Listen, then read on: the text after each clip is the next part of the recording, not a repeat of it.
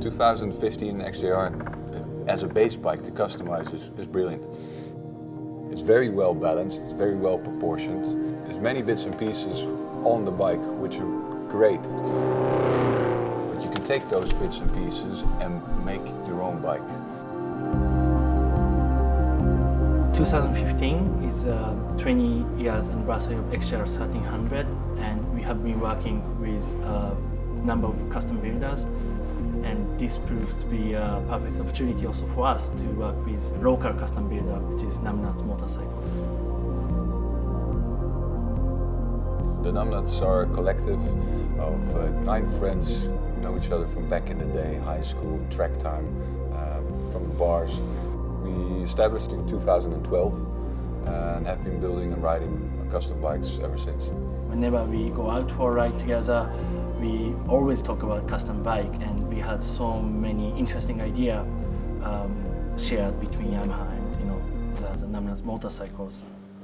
The inspiration for this particular yard build was a 1917 Fiat Botafogo Special. The color on that car is amazing. They used an airplane engine in, so it has a big displacement. So we took that big displacement of the XJR and the color and made it into a proper racing bike.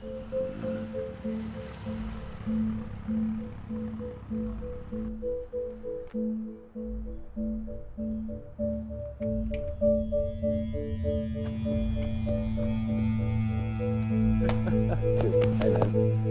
Yeah? What do you think? Finally. Good, huh?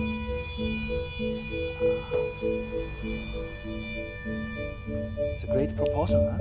The parts inspired by the original Botafogo race car are the fairing, the colors obviously, the exhausts, the mesh. Also the wire wheels are a big part of the inspiration.